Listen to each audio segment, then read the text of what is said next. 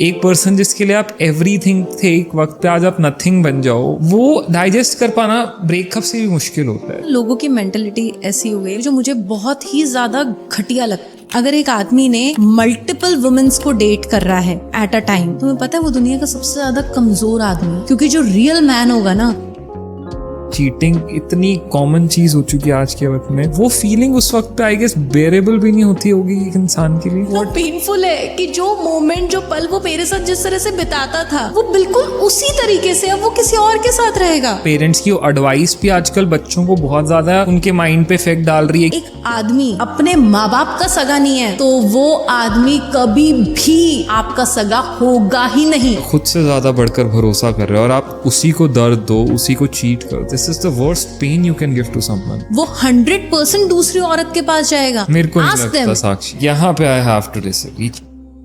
यार ये क्या है, मतलब बार बार भुलाए जा रहे हो। किस्मत देख रहे हो क्या गजब की चमक रही है। सेकंड वाला पता है ना कितना हिट गया था? भयंकर लोगों ने इतना पसंद करा, इतने सारे उसके क्लिप्स बने हैं, मतलब amazing podcast. And you know what was the best part about it, and क्यों मुझे ऐसा लगा कि लोगों ने सबसे ज्यादा रिलेट किया? It was just a real conversation. कोई क्वेश्चंस नहीं, कोई आंसर्स नहीं, कुछ भी कुछ भी ऐसा नहीं, सिर्फ एक रियल कॉन्वर्सेशन जो लोगों को इतनी अच्छी लगी कि मेरे पास, मैं बता नहीं सकता कितने मेल्स, कितने डीएम्स, कितने कमेंट्स आए for another episode with one and only Sakshi Bhogal. मेरे पास खुद इतने सारे लोगों के मैसेज आए कि यार वंस मोर। उसमें ना मतलब दिल की बात निकली, दिल तक गई। यस, बिल्कुल ये कहेंगे कि दिल से बात निकली और सही इंसान के दिल तक गई। And this is what I guess actually matters. Yes, this matters the most कि यार आप जो कहना चाह रहे हो ना, वो ऑडियंस समझ पा रही है और सही तरह से ऑडियंस तक वो बात पहुंच रही है। लोगों ने रिलेट किया अपनी तकलीफों से, अपने दर्द से, अपने एक्सपीरियंसेस से।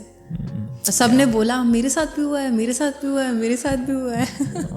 तो इसीलिए फाइनली फिर हम कर रहे हैं 2025 का ये first shoot, that is with you. और मैंने सोच के रखा था कि इतना अच्छा रिस्पॉन्स आया तो डेफिनेटली 2025 का जो फर्स्ट शूट मैं कर रहा हूँ that will be with you, and we are doing it today, that is 10th of January 2025। बहुत जल्दी ये पॉडकास्ट रिलीज़ भी हो जाएगा। Will try my best. और साक्षी, फिर से एक बार आज हम बिल्कुल बात करेंगे ज़िंदगी के बारे में, रिलेशनशिप्स के बारे में, फीलिंग्स के बारे में, इमोशंस के बारे में, किस तरह से लोगों ने आजकल, कुछ लोगों ने कहूँगा आजकल फीलिंग्स का मजाक भी बना दिया है। कुछ लोग फीलिंग्स को सीरियसली भी लेते हैं, रिलेशनशिप्स को, प्यार को लोग सीरियस भी लेते हैं, और कुछ लोगों के लिए सिर्फ एक खेल बन के रह चुका है। बिल्कुल। तो साक्षी, कॉन्वर्सेशन की शुरुआत करूँगा एक बहुत ही ज़्यादा टॉक्ड अपॉन चीज़ के बारे में, जो भी रिसेंटली लोग बहुत ज़्यादा जिसके बारे में बात कर रहे हैं, दैट इज़ युजवेंद्र चहल के डिवोर्स की बातचीत जो इस वक्त बाहर आ रही है। डेफिनेटली कोई कॉन्फर्मेशन ऐसी नहीं आई हैं, कोई ऑफिशियल कॉन्फर्मेशन नहीं है, बट लोग स्पेकुलेशंस में हैं कि ऐसा कुछ शायद होने वाला है या हो रहा है।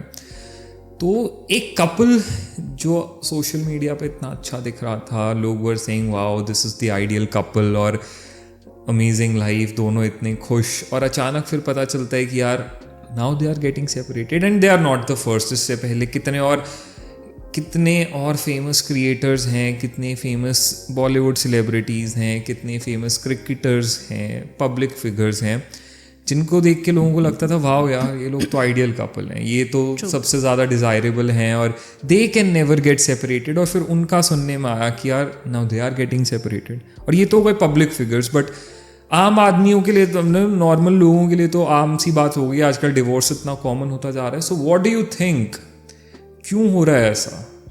जो कपल इतना खुश दिख रहा था साथ में ऑनलाइन, एकदम से फिर ऐसा कुछ पता चलता है। What do you think? मैं सबसे पहले युजवेंद्र चहल के ऊपर तो नहीं पॉइंट आउट करूंगी उनकी लाइफ के बारे में, क्योंकि एक्चुअल रियलिटी क्या है वो अभी तक पता नहीं है। लेकिन मैं एक जेनरिक पॉइंट ऑफ व्यू से अगर इस सवाल का जवाब दूं कि क्यों रिलेशनशिप्स वर्कआउट नहीं कर रहे हैं, उसके पीछे रीज़न ये है कि ना लोग बहुत ज़्यादा इम्पेशेंट हो गए हैं।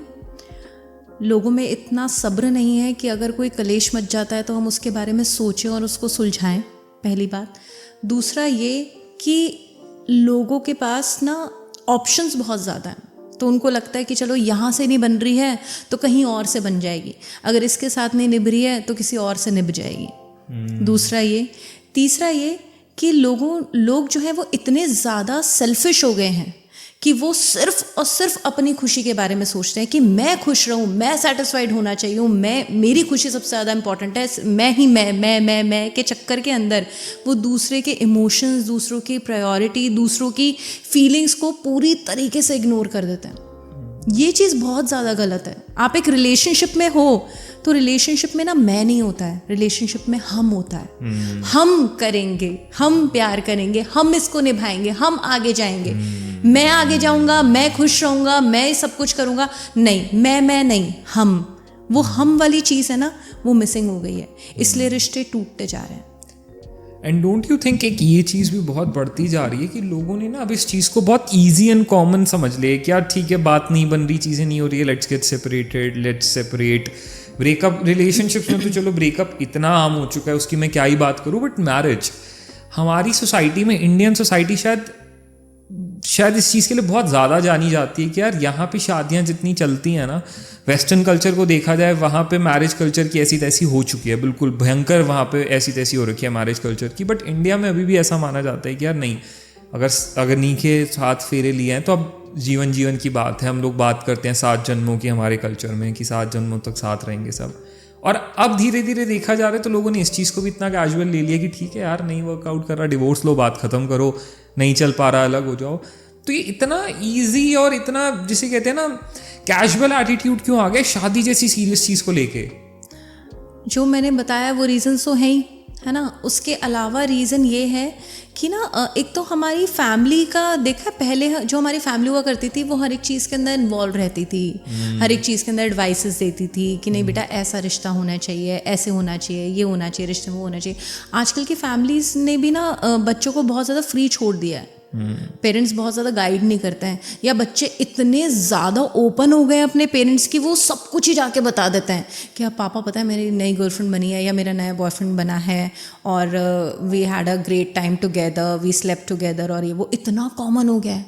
पहले आपके ना माता पिता की शर्म होती थी आपकी आंखों में कि यार सुनो बाद में बात करते हो, पापा आ गए, सुनो बाद में बात करते, मम्मी आ गई, मम्मी देख रही हैं, फ़ोन छुपाओ। मतलब वो वाली चीज़ें जो हम लोगों ने देखी थी अपने टाइम पीरियड में।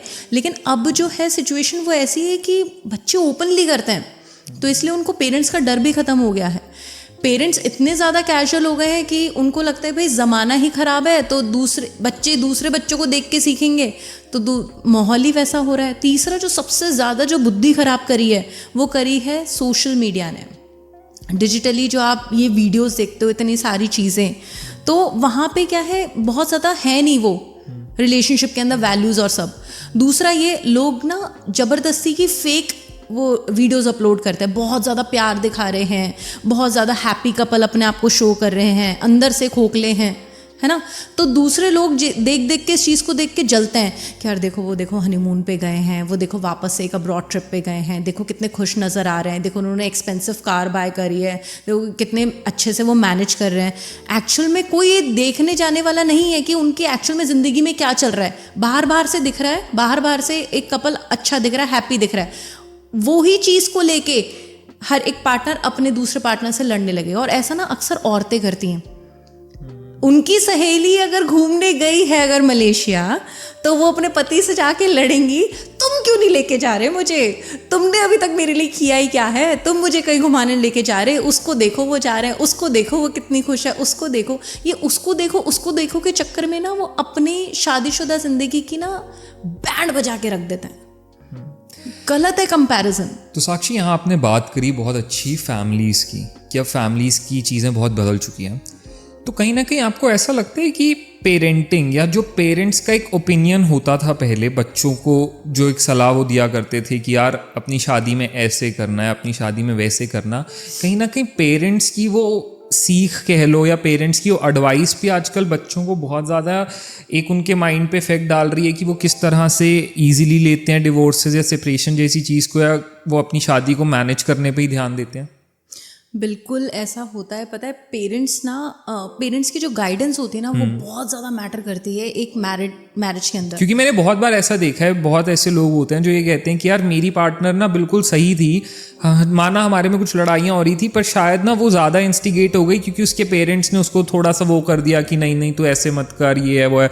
या लड़कियाँ कई बार कहती है कि my husband was good with me, कभी कभी हर जगह लड़ाई होती है बट उसके पेरेंट्स या उसकी मदर ने या उसके फादर ने उसको इंस्टिगेट कर दिया, वो ब्रेन वॉश हो गया, तो हमारी चीज़ें और बिगड़ गई। तो ये बहुत सुनने में आती है बात। पेरेंट्स का मैरिड लाइफ के अंदर बहुत ज़्यादा इम्पैक्ट होता है, क्योंकि हमारे इंडियन सोसाइटी के अंदर ऐसा कहा जाता है कि शादी ना दो लोगों की नहीं है, दो फैमिलीज़ की है। तो फैमिली का इन्वॉल्वमेंट तो रहेगा ही रहेगा। फिर चाहे आप न्यूक्लियर फैमिली में रहो या वैसे पेरेंट्स के साथ रहो, तो पेरेंट्स का इन्वॉल्वमेंट तो रहेगा। लेकिन बीइंग अ पेरेंट आपको ना हमेशा अपने बच्चों को एक अच्छी मैरिड लाइफ की मिसाल देनी चाहिए, उनको अच्छी मैरिड लाइफ का ना एक एग्जाम्पल सेट करके दिखाना चाहिए पहला। दूसरा ये कि उनको समझाना भी चाहिए कि एक्चुअल में एक रिश्ते को किस तरीके से निभाया जाता है, क्योंकि जिनकी नई नई शादी हुई है उनको एक्सपीरियंस तो है नहीं कि शादी किस तरह से निभाई जाएगी। ये तो वही लोग सिखाएंगे ना जिन्होंने एक्चुअल में शादी को इतने टाइम तक 30-40 साल जो ऑलरेडी दे चुके हैं। एग्जैक्टली, जिन्होंने अपना टाइम दिया उस मैरिज को, वो लोग सिखाएंगे। स्पेसिफिकली मैं यहाँ पे वो चीज़ बोलूँगी कि जहाँ पे जब लड़कियाँ शादी करके जब दूसरे घर जाती हैं तो अनडाउटेडली एक नई फैमिली में जाना, उसमें एडजस्ट करना बहुत ही बड़ी चीज़ है, बहुत ज़्यादा बड़ी चीज़ है। और मैं इसमें सिर्फ ये एडजस्टमेंट नहीं बोलूँगी कि सिर्फ एक लड़की एडजस्टमेंट करती है, नहीं, एडजस्टमेंट लड़के वाले भी करते हैं। एडजस्टमेंट वो लड़का खुद करता है। नॉर्मल सी चीज़ है, जैसे अगर हमारे घर में कोई मेहमान रहने आता है सपोज, तो हम उसको 1 दिन झेल लेंगे, 2 दिन झेल लेंगे, 3 दिन झेल लेंगे, या ज़्यादा दिन झेलता नहीं है वो। और सोचो अगर कोई नया इंसान आके आपके घर में परमानेंटली आ जाए, उसके बाद आपको उससे अपना बेड भी शेयर करना पड़ रहा है, अलमीरा शेयर करनी पड़ रही है, रूम शेयर करना पड़ रहा है, अपनी प्राइवेसी उसको शेयर करनी पड़ रही है, तो ऑब्वियसली कुछ टाइम बाद आपको वो खटकेगी वो चीज़। अब यहीं पे ना पेरेंट्स का इन्वॉल्वमेंट होता है, वहाँ पे उनको सही चीज़ समझानी चाहिए। जैसे अगर मैं अपनी बात करूँ तो मेरी मदर ने हमेशा ना मुझे शादी को लेके बहुत अच्छी चीज़ें सिखाई हैं, जो बीइंग अ मतलब मोटिवेशनल स्पीकर, तो मुझे लगता है कि हाँ उन्होंने सही बोली हैं वो बहुत सारी बातें। जैसे अगर मैं उनकी एक बात ये बताऊं कि मेरी मदर ने मुझे हमेशा ये बोला कि बेटा ये जो घर है ये तुम्हारा मायका है, ये तुम्हारा मम्मी का घर है, और जिस घर में तुम जा रही हो वहाँ पे वो तुम्हारा पति का घर होगा, ठीक है, वो तुम्हारे हस्बैंड का घर होगा।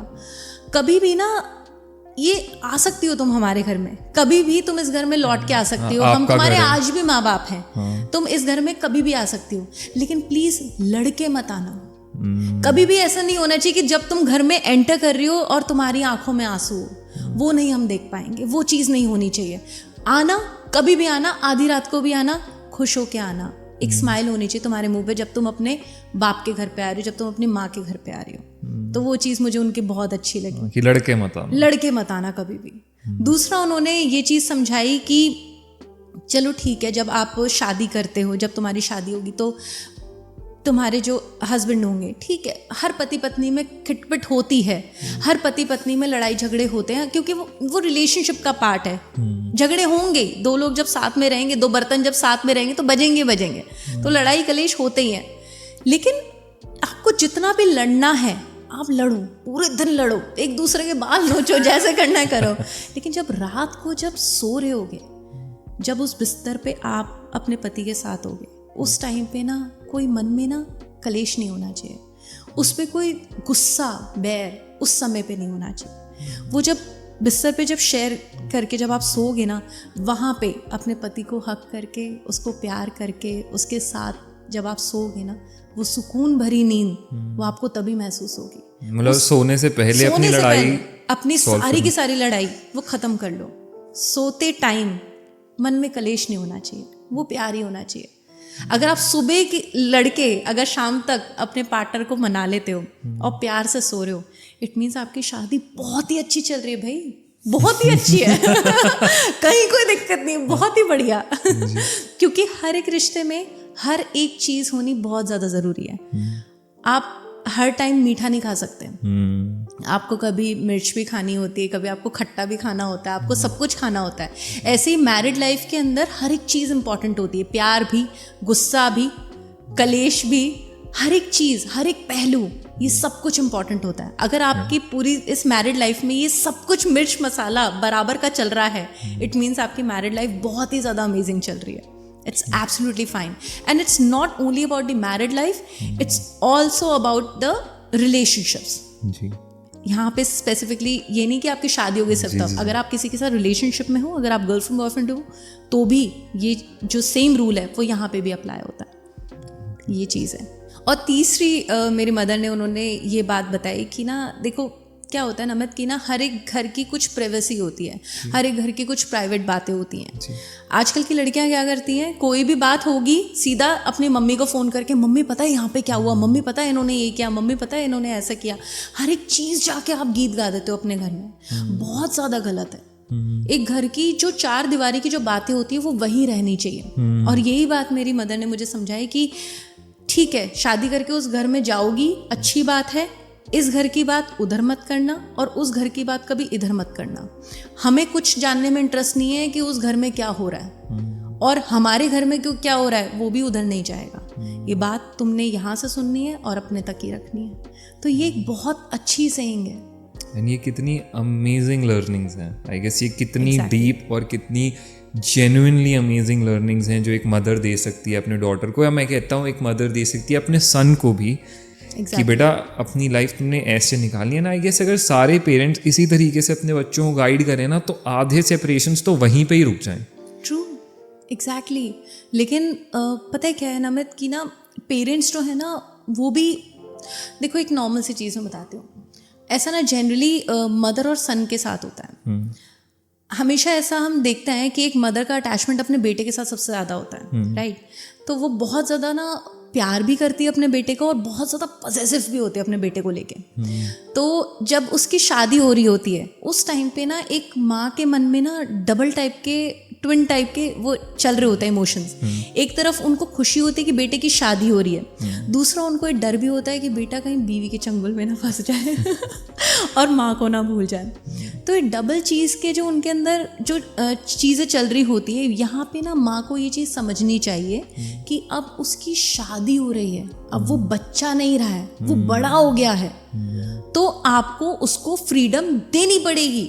वो 100% दूसरी औरत के पास जाएगा, और वो दूसरी औरत कोई बाहर की औरत नहीं है, वो भी इस घर की बहू है। जितना हक आपका है आपके बेटे पे, उतना ही हक उसका भी है अपने पति पे। वो ऑब्वियसली अपनी पूरी दुनिया छोड़ के, वो किसके लिए, किसके भरोसे में आई है, वो अपने पति के भरोसे में तो आई है, अपने पति के प्यार की वजह से तो वो इस घर में है। और वहीं पे अगर पति, सोचो अगर सिर्फ एक ही औरत का अगर फेवर लेगा 100%, तो ऐसे के अंदर दूसरी औरत भी तो परेशान होगी ना। यहाँ पे बीइंग अ मैन आपको ये चीज़ बहुत अच्छे समझनी चाहिए कि चलो माँ इम्पॉर्टेंट है, बहुत इम्पॉर्टेंट है, लेकिन बीवी भी तो इम्पॉर्टेंट है ना। और अगर बीवी भी बहुत ज़्यादा इम्पॉर्टेंट है तो माँ भी तो इम्पॉर्टेंट है ना।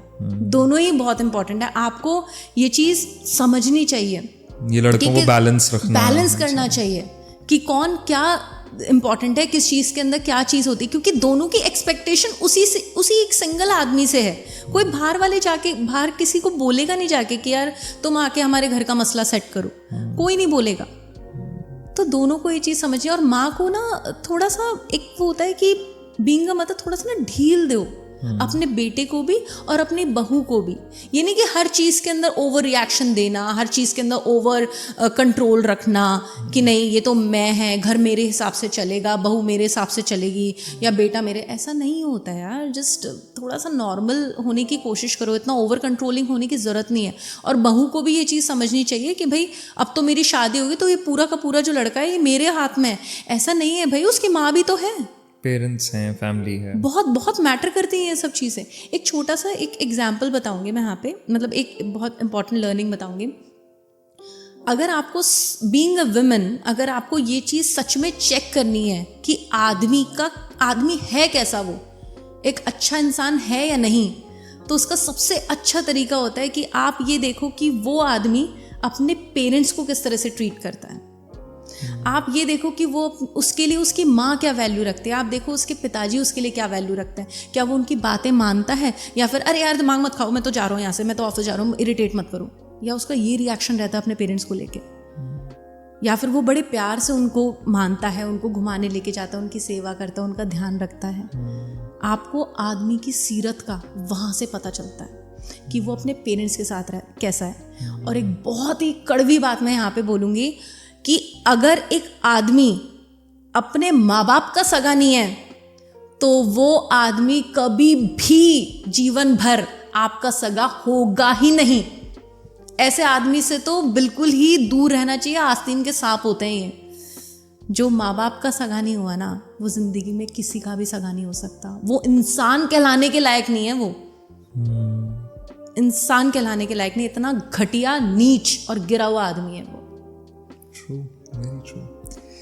तो साक्षी, यहाँ हमने बात की शादियों की, यहाँ हमने बात की मैरिजेस की। अब वहाँ से आते हैं थोड़ा रिलेशनशिप्स पे। Of course wedding is the upper hand there, but उससे पहले एक रिलेशनशिप होता है। और आजकल सबसे ज़्यादा ना लोग, मैंने देखा है, अगर लाइफ में हर्ट है ना किसी चीज़ से, तो अपने रिलेशनशिप्स में आके लोग बहुत बुरी तरह से हर्ट होते हैं।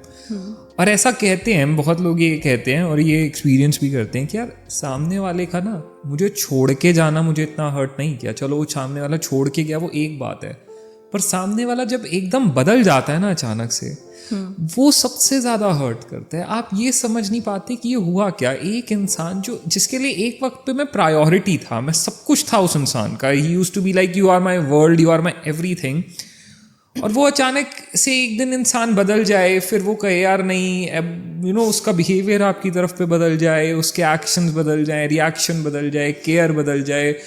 एक पर्सन जिसके लिए आप एवरीथिंग थे एक वक्त पे, आज आप नथिंग बन जाओ, वो डाइजेस्ट कर पाना ब्रेकअप से भी मुश्किल होता है। तो क्यों अचानक आजकल लोग ऐसे बदल जाते हैं यार? नमक, पता है लोगों का ना एक्चुअल में सबसे बड़ी अगर मैं चीज़ बोलूँ तो लोगों को खुद को नहीं पता कि उनको एक्चुअल में चाहिए क्या ज़िंदगी में। मतलब ये ज़िंदगी में बढ़े जा रहे हैं, काम करे जा रहे हैं, रोज़ ऑफिस जाते हैं, अपने डेली का जो भी उनको काम करना है वो करे जा रहे हैं, लेकिन एक्चुअल में कभी भी बैठ के थक के ये चीज़ नहीं सोचते कि भाई मुझे चाहिए क्या, एक्चुअल लाइफ की ट्रू हैप्पीनेस क्या है। एक लाइफ की ट्रू हैप्पीनेस ये है कि हमें एक ऐसा इंसान मिले जो हमसे सच में प्यार करता हो, एक ऐसा इंसान मिले जो हमें सच में एक्सेप्टेंस दे, एक ऐसा इंसान मिले जिसके लिए हम वैल्यू करते हैं। कल को अगर मैं मर जाऊं तो उस इंसान को मेरी मौत से फर्क पड़े, वो इंसान मुझे मिस करे। एक ऐसा जो ये पर्सन जो होता है ना, वो कोई 10,000 नहीं घूम रहे होते दुनिया में, वो एक ही होता है। और वो एक अगर किसी को मिल जाता है तो लोग ऐसे हैं कि उनको उसकी कदर नहीं है, उनको वैल्यू नहीं है उस इंसान की। और फिर कहीं ना कहीं ये नहीं लगता कि फिर तो मतलब यही हुआ, क्या रिश्ते सिर्फ मतलब के हैं? सामने वाला आपको अपनी प्रायोरिटी बना रहा था, आपको अपना सब कुछ मान रहा था जब तक उसका अपना मतलब था, या तो शायद जिस दिन उसकी प्रायोरिटीज़ बदल गई, मतलब उसका हल हो गया, तो अब आप उसके लिए कुछ भी नहीं रहे। फिर या तो बात यही आ गई कि अब रिश्ते ऐसे ही रह गए। पता है एक ना लोगों की मेंटलिटी ऐसी हो गई, वो मैं बताना चाहूँगी, जो मुझे बहुत पर्सनली बहुत ही ज़्यादा घटिया लगती है।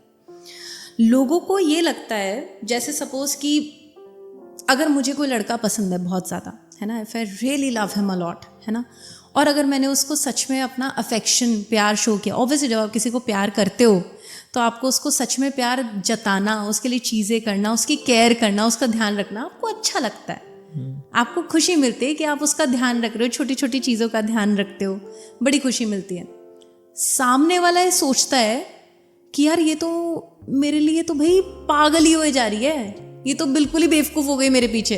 इसका मतलब यार वो फॉर ग्रांटेड लेना स्टार्ट कर देते हैं, यार इसकी तो औकात ही नहीं, यूं ही होगी, ज़बरदस्ती इंटरेस्ट ख़त्म हो जाता है। और ऐसा स्पेसिफिकली आदमियों के साथ होता है। पता है, आदमियों को लगता है कि अगर एक औरत उस इंसान से बहुत ज़्यादा प्यार करती है तो वो उस औरत को ना फॉर ग्रांटेड लेना स्टार्ट कर देते हैं। या तो उनको लगता है कि भाई मैंने इसको पटाने तक मेरा एक टारगेट था, अब मुझसे पट चुकी है, अब उसका इंटरेस्ट ख़त्म हो गया है, ऐसा आदमी सोचते हैं। या फिर सेकेंडली उनको ये चीज़ लगती है कि यार ये ना यूं ही होगी, मतलब ये नॉट माई टाइप, ऐसा सोचते हैं। तो इसलिए वो इतना दिमाग नहीं चलाते इस चीज़ के अंदर, उनको लगता है कि यार ठीक है यार, जाए आए जाए। तो लोगों को ना ये ऐसी मेंटलिटी इनकी हो गई है कि अगर आपको सच में कोई प्यार करने वाला मिल रहा है तो ना आप उसकी कदर करो।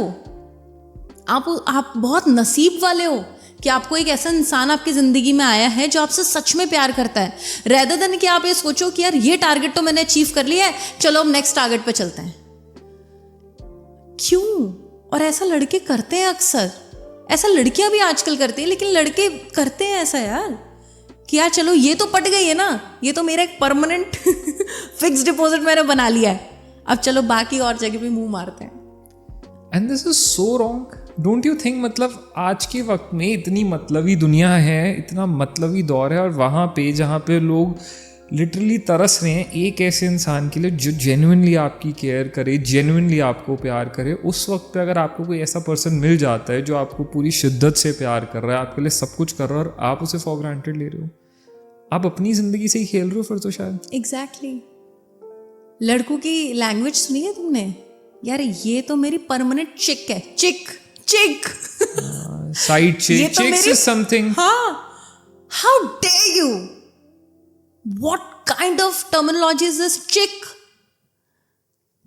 ये तो मेरी परमानेंट चिक है, बाकी मेरी साइड चिक्स हैं, और घर में एक बीवी है। क्या है ये सब? मतलब आप सोचो तो सही यार, आप कर क्या रहे हो? एक ना बहुत अच्छी चीज बताऊंगी मैं तुम्हें, जो रियलिटी है ये, है ना, लाइफ की। जो आदमी जो होता है ना, जो अगर एक आदमी है, अगर एक आदमी ने मल्टीपल वुमेन्स को डेट कर रहा है एट अ टाइम, तुम्हें पता है वो दुनिया का सबसे ज़्यादा कमज़ोर आदमी है, सबसे ज़्यादा इनसिक्योर आदमी है। एक ऐसा आदमी है जिसको अपने ईगो को वैलिडेट करने के लिए उसको बहुत सारी औरतें चाहिए जो आके उसको क्या कहते हैं, लल्लो चप्पो करती रहें, हाय तुम कितने हैंडसम हो, हाय तुम कितने सक्सेसफुल हो, हाय तुम कितने पैसे वाले हो, कितने पावरफुल हो, कितने सक्सेसफुल हो।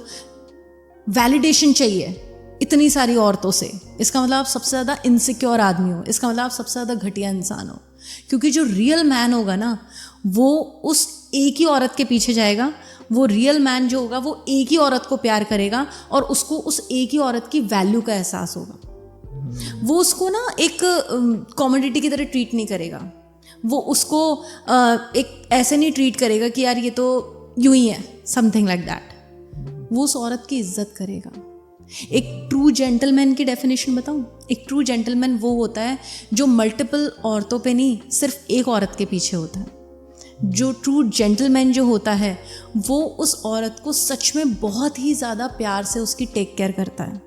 जैसे सपोज़ कि वो उसके लिए अगर कार का गेट खोल रहा है, तो इट मीन्स ये नहीं कि वो दुनिया को शो ऑफ करना चाह रहा है या उसको शो ऑफ करना चाह रहा है कि भाई मैंने तुम्हारे लिए ये चीज़ करी। वो ऐसा इसलिए करता है क्योंकि वो उससे प्यार करता है।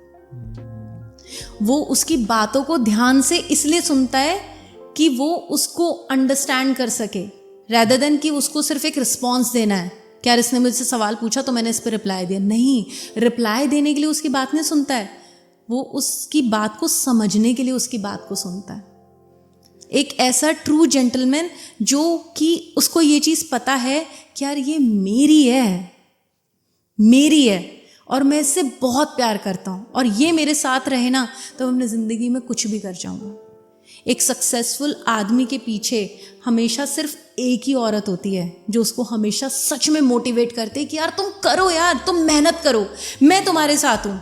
जब आदमी घबरा रहा होता है, यार ये काम कैसे करूँगा, यार इतना बड़ा प्रोजेक्ट मैं नहीं हैंडल कर पाऊँगा, तो वो एक औरत होगी ना, तुम कर लोगे, मुझे विश्वास है तुम कर लोगे, कोई बात नहीं, मेहनत लगेगी ना, मैं तुम्हारे साथ बैठती हूँ ना, मैं तुम्हारे साथ काम करवाती हूँ, तुम मुझे बताओ क्या काम करना है, मुझे बताओ मैं कोई काम कर दूँ, तो मुझे बताओ मैं तुम्हारा कोई डॉक्यूमेंटेशन रेडी कर दूँ। तो ये होता है ट्रू बॉन्ड। लेकिन अगर एक आदमी उस टाइम पे अगर बहुत सारी औरतों पे उसका दिमाग है ना, तो ऐसे केस में वो आदमी सबसे ज़्यादा अनसक्सेसफुल आदमी है, क्योंकि उसका दिमाग ना कमाने पे और करियर पे नहीं है, उसका दिमाग सिर्फ पटाके सेक्स करने पे है। और ऐसे आदमी कुछ समय तक तो बहुत एंजॉय करते हैं, उसके बाद उनकी बर्बादी तुम सोच भी नहीं सकते ना मैं किस लेवल की होती है। बर्बाद हैं वो, कहते हैं ना कि ऐसी मौत आए जिसके अंदर कीड़े पड़े तुझे, वो असलियत में हो ही जाती है उनकी ऐसे ज़िंदगी कि कीड़े ही पड़ जाते हैं सच में।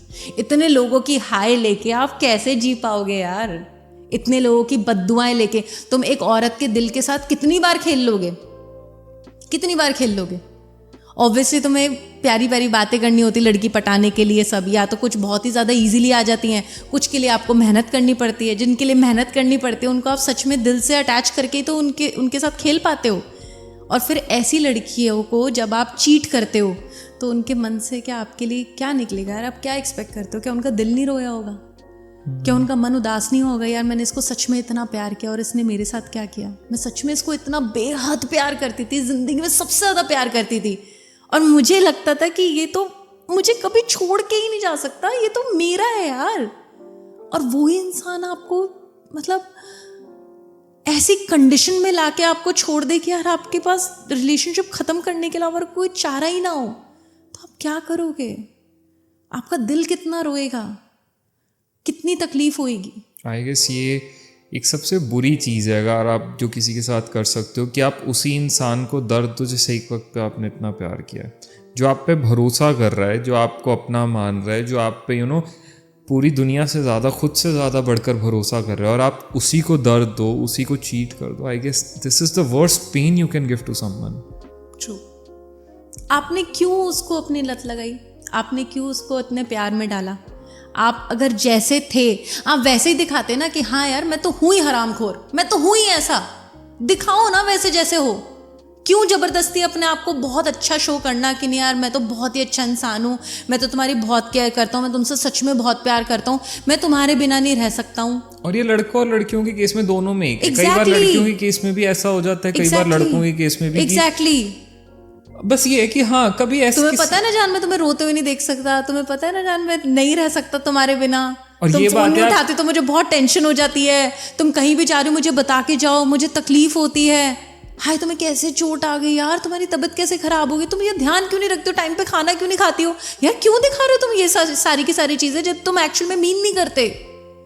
और वो एक पॉइंट ऐसा आएगा जब तुम लाइफ में इन्हीं चीज़ों से तुम्हें फ़र्क पड़ना बंद हो जाएगा। मतलब एक इंसान एक वक्त पे जिसके आँख से एक आंसू भी निकलता था ना, तो तुम ऐसे हो जाते थे कि यार तुम्हारी आंखों से आंसू नहीं निकलना चाहिए, और कुछ वक्त के बाद वो इंसान तुम्हारे आगे रो रहा है, गिड़गिड़ा रहा है, भीख मांग रहा है तुमसे कि प्लीज़ मुझे मत छोड़ के जाओ, और तब तुम्हें उसके उन आंसुओं से कोई फ़र्क नहीं पड़ रहा।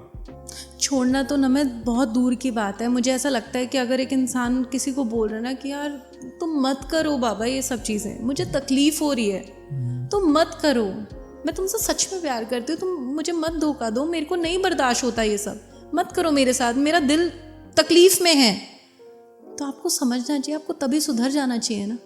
हम लोग आप ये नहीं कर सकते, समवन जिससे आप ट्रूली प्यार करते हो ना, आप उसको इस हालत में नहीं देख सकते कि वो आपके सामने इतना कमज़ोर हो जाए कि यार सच में।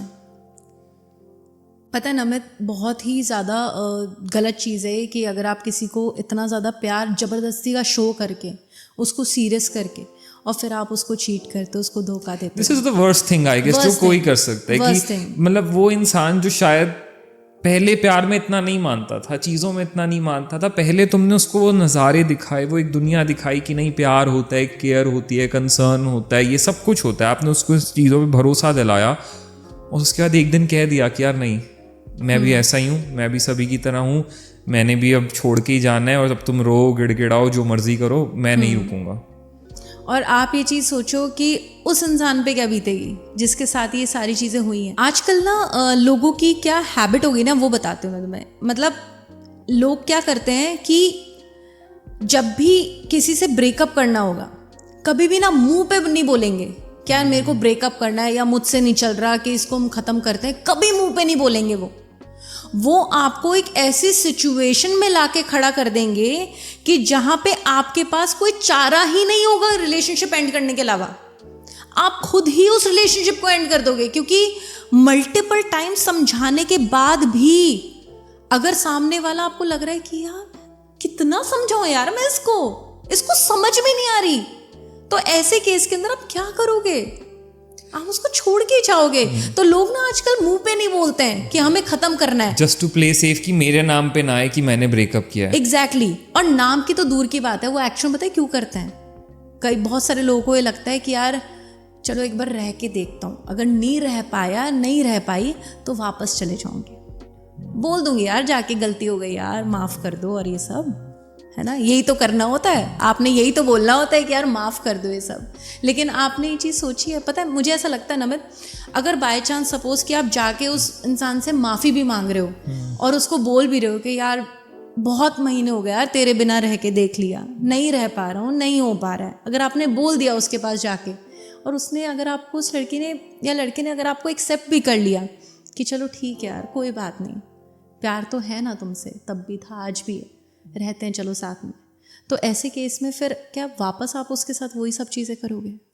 वापस उसका दिल दुखाओगे, वापस उसको सीरियस करोगे, और लोग कितनी करते बार हैं दिल ऐसा, तोड़ोगे? और लोग पता है ऐसा भी करते हैं कि एक बार ब्रेकअप होने के बाद, सब कुछ होने के बाद, किसी का भरोसा पूरी तरह से तोड़ देने के बाद चले जाते हैं उनकी ज़िंदगी से, और फिर दोबारा वापस आते हैं, फिर से एंटर करते हैं और दोबारा वही करते हैं। मतलब सामने वाला इंसान जो आपसे इतना प्यार करता है, आप पे इतना भरोसा करता है कि आपने एक बार उसके साथ ये सब कुछ किया था, उसने उस सब को नज़रअंदाज करके फिर आपको अपनी ज़िंदगी में वो लेकर आया और आपने दूसरी बार भी उसके साथ ये कर दिया। करते हैं ऐसा, बहुत सारे लोग करते हैं, क्योंकि उनको उस इंसान को ना एक एज अ ऑप्शन की तरह रखना होता है। लेकिन मुझे यहाँ पे एक ये चीज़ कहनी है कि अगर आपको सच में रियलाइजेशन है कि नहीं यार मेरे से बहुत बड़ी गलती हो गई है, मैं उसको सच में बहुत ज़्यादा प्यार करता था या करती थी, तो ही उस केस में आप उस इंसान के पास वापस जाओ और फिर उसके बाद उसको चीट मत करो, क्योंकि बड़ी मुश्किलों से और मन्नतों से वो आपको वापस मिला इंसान, तो उसको बड़े प्यार से रखो, उसकी केयर करो, rather than कि आप उसको फिर से दोबारा चीट करो किसी और के लिए।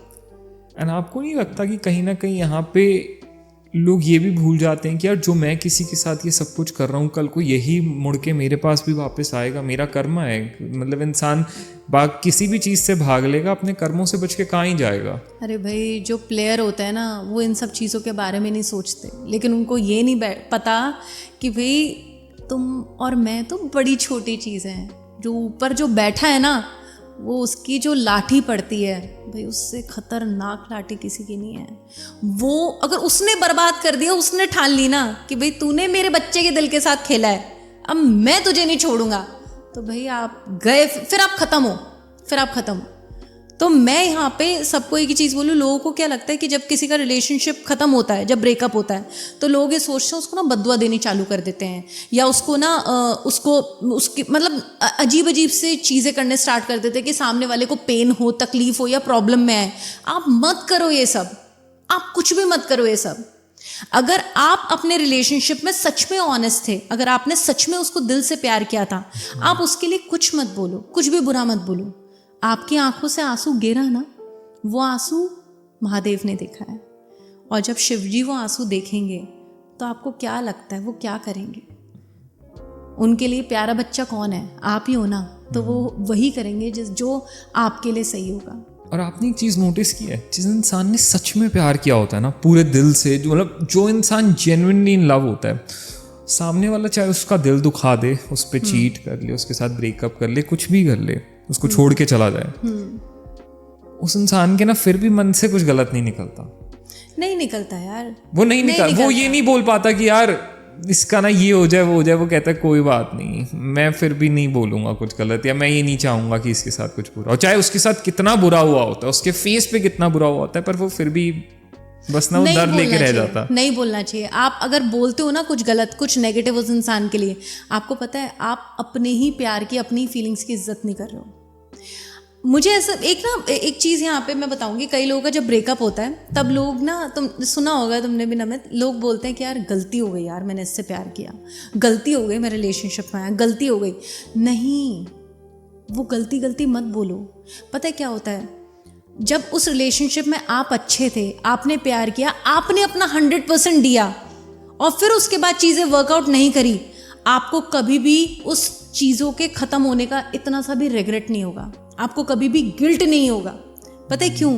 क्योंकि आपने अपना 100% दिया, आप उससे ज़्यादा नहीं दे सकते थे, उसके बाद चीज़ें ख़त्म हो रही है ना, इट मीन्स आपकी गलती नहीं थी, सामने वाले का लॉस है, फिर सामने वाले का लॉस है ऐसे केस में। और मैंने कहीं पे ये चीज़ पढ़ी है कि ना, जो सच में जो लोग ईश्वर में बिलीव करते, जैसे मैं बहुत ज़्यादा शिव जी में मानती हूँ, मैं उनकी बहुत ही ज़्यादा प्रेयर्स करती हूँ, तो मैंने ये चीज़ अपने साथ हमेशा ये चीज़ नोटिस करी कि जहाँ मैं अच्छी होती हूँ, है ना, और वहाँ पे ना क्या होता है कि खुद शिव जी आके वो मुझे बचा लेते हैं। कई बार ऐसी चीज़ें होती है जो हमारे सामने कुछ और होती है और हमारे पीठ पीछे कुछ और होती हैं। हमें वो इंसान प्यार दिखाता है कि नहीं मैं तुझसे बहुत प्यार करता हूँ, नहीं मैं तेरे बिना नहीं रह सकता, तू मेरी जान है, तू मेरे लिए सब कुछ है, मेरे बाद अगर इस दुनिया मेरे लिए अगर कोई सबसे ज़्यादा इस दुनिया में मैटर करता है तो वो तू है। और मेरी ही पीठ पीछे वो जाके वो दूसरा, ये तो यूं ही यार फालतू यूं घूमती रहती है, मेरे पीछे पड़ी रहती है, मैं तो यूं मजे ले रहा हूँ उसके। मैंने नहीं सुनी वो बात, उसने सुन ली ना। अगर मैं उस पर सच में विश्वास करती हूँ, अगर मैं उस ईश्वर को सबसे ज़्यादा प्यार करती हूँ, वो मुझे अपने आप बचा लेंगे, वो मुझे उस गंदगी में से निकाल के बाहर रख देंगे अपने आप। और ऐसा बहुत बार होता है, बहुत बार आप ऐसा देखोगे कि यार आप किसी को बहुत दिल से चाह रहे होते हो, बहुत दिल से भगवान से मांगते हो कि भगवान प्लीज़ इसको मेरी ज़िंदगी से मत ले जाना, फिर भी इतना मांगने के बाद भी वो इंसान चला जाता है आपकी ज़िंदगी से, भगवान ले लेते हैं। उस वक्त हमें रियलाइज नहीं होता, आपने ना वो नहीं सुना जो उसने सुना है। अगर आप वो सुन लेते जो उसने सुना है, आपके पैरों तले जमीन खिसक जाती। तो इसलिए कहीं ना वो उस वक्त पे हमें प्रोटेक्ट ही कर रहे हैं भगवान ऊपर से बैठ के, वो आप ही के लिए सोच रहे हैं, बस उस वक्त हमें दिख नहीं रहा होता। हम भगवान से कहते हैं यार कि क्यों इस बंदे को ले लिया मेरी जिंदगी से, सब कुछ तो सही था। उसका सबसे बड़ा प्रूफ बताऊं यहाँ पे, अगर आपके ब्रेकअप के बाद अगर आपकी जिंदगी में कुछ बहुत अच्छा हो रहा है, चाहे वो आपके सपोज आपके करियर की बात मैं अगर करूं, अगर आपका करियर बहुत अच्छे से ग्रो कर रहा है, आपको बहुत सारे लोग जान रहे हैं, आपको बहुत सारे लोग प्यार करने वाले मिल रहे हैं, आपकी जिंदगी बहुत अच्छी जा रही है, इट मीन्स महादेव आपके साथ है, इट मीन्स शिव जी आपके साथ है। आपने कुछ गलत नहीं किया, ईश्वर ने वो सुन लिया जो आप कभी नहीं सुन पाए या आप कभी सुन नहीं पाते, और इसलिए उन्होंने आपका साथ दिया। और जो इंसान जैसा कर्म करता है ना, उसको वैसे फल की प्राप्ति होती ही होती है, और भाई इसी जन्म में होती है। ये कहने की बातें हैं कि बाग दूसरे जन्म में नहीं, इसी जन्म में होगी, आपको यहीं पे ही चुकता करना पड़ेगा। आप किसी इंसान की आंखों में एक आंसू ला दो, आपको उसकी भरपाई करनी ही पड़ेगी, करनी ही पड़ेगी, करनी ही पड़ेगी। और सच्चे इंसान की आंखों में लाने के बाद तो जरूर, बिल्कुल, जिसका दिल सच्चा था, जिसने आपके लिए गलत नहीं किया, जो तुम्हारे लिए दिल से रोया है ना, मतलब जो इंसान रातों को तुम्हारे लिए रोया है, तुम्हें याद करके रोया है, तुम्हें वापस अपनी जिंदगी में चाहने के लिए रोया है, सच में तुम्हें नहीं पता वो आंसू जा कहाँ रहे हैं। मतलब हाँ, वो अभी के लिए दिखेगा कि वो इंसान कितनी बुरी कंडीशन में, और तुम तो अपनी जिंदगी में सही हो, तुम आगे बढ़ गए, तुम अपनी लाइफ में बहुत सही हो, but you do not know कि वो उस इंसान का वो एक एक आंसू काउंट हो रहा है, सच में उसका वो हर आंसू तो काउंट हो रहा है। मैं ईश्वर के एक्सेप्टेंस का एक और चीज़ बताती हूँ यहाँ पे। क्या होता है नमित कि ना, जब आप किसी को सच में बहुत ज़्यादा प्यार करते हो और जब आप उससे अलग हो जाते हो, बहुत मुश्किल होती है कि किसी और इंसान को आप अपनी लाइफ में एक्सेप्ट करते हो। True.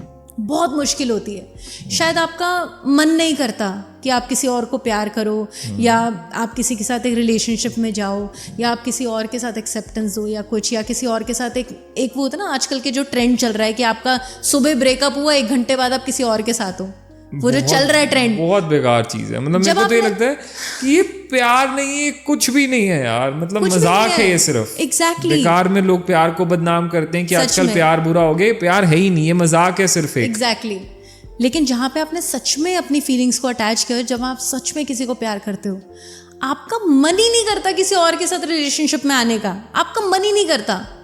और अगर ऐसी कंडीशन के बाद भी जब आपका मन नहीं करे कि किसी और के साथ जाऊं, किसी और के साथ रिलेशनशिप में रहूं, और उसके बाद आप फिर भी सेटिस्फाइड हो, आप फिर भी आपकी ज़िंदगी में अच्छा हो रहा है, आप फिर भी खुश हो, इट मीन्स आप पे ब्लेसिंग है शिव जी की, आप पे ब्लेसिंग है महादेव की। इससे, और जिस इंसान का हाथ अगर शिव जी थाम ले, उसको तो दुनिया की कोई चट्टान नहीं गिरा सकती, उसके आगे तो कोई कुछ नहीं है। वो तो ज़िंदगी में ऐसे छलांगे मारेगा अपनी ज़िंदगी में कि तुम बैठे बैठे देखते रह जाओगे, मुंह खोल के देखते रह जाओगे, तुम बस की नहीं है तुम्हारे उस लेवल तक पहुंचने की। फिर एग्जैक्टली बस वो ये इंसान ना अपने कर्मों को भूल जाता है, वो ये बात भूल जाता है कि जो आज मैं किसी के साथ कर रहा हूँ वो कल मेरे साथ होके ही रहेगा। आज मैं किसी को रुला रहा हूँ, किसी को धोखा दे रहा हूँ, तो कोई और आके कल मेरा भी दिल तोड़ के जाएगा, मुझे भी वो धोखा सहना पड़ेगा एक बार के लिए, मुझे भी उस दर्द से गुजरना पड़ेगा जो दर्द मैंने किसी और को दिया है, बिल्कुल सामने दिया। मैं ना यहाँ पे एक बात बोलूँगी, मेरी ना मदर ने मुझे हमेशा एक बात सिखाई है कि ना साक्षी, लाइफ की एक सबसे बड़ी सेइंग ये है कि आपके हाथ से, आपके सोच में दूर दूर तक भी किसी भी इंसान को तकलीफ नहीं होनी चाहिए। सामने वाला आपकी वजह से इतनी सी भी तकलीफ में ना आए। इतना प्यार बांटो दुनिया में, इतना लोगों के साथ अच्छा करो, इतनी आप अपना प्यार न्यौछावर करते रहो, किसी के भी साथ बुरा मत करो, फिर ईश्वर आपका साथ कभी नहीं छोड़ेंगे, ईश्वर आपका हाथ कभी नहीं छोड़ेंगे।